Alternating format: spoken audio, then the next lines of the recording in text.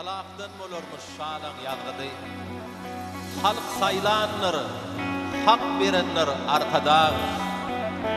Alçygypdy iýleň maňla ýazgysy, her kararyň bir keremdir Arkadag. Şalar adyl bolsa jennetdir ömür. Paýhas gymmat iýle galkynar döwür. Uçur kanatlıdır. Bugün pek bugün Kur'an yurdun bağiremdir Arkadag.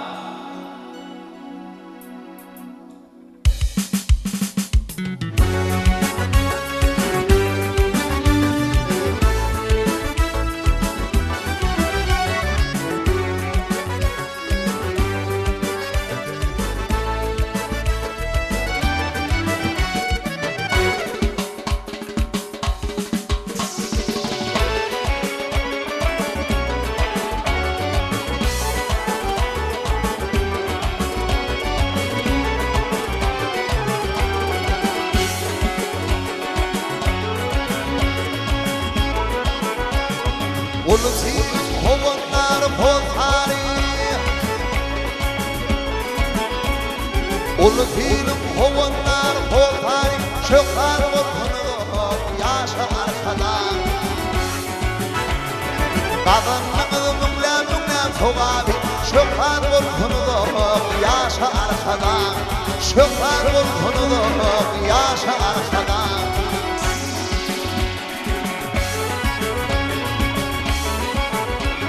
Öz halkıma bahtiyarı getirdim Kurum ben ağın arştehine getirdim Aylar yıllar yine şökhan getirdim Şökhan olsunuz yaşa Arkadag Şökhan olsunuz yaşa Arkadag